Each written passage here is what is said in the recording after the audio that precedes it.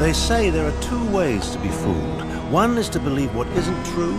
The other is to refuse to believe what is. Maces and talents.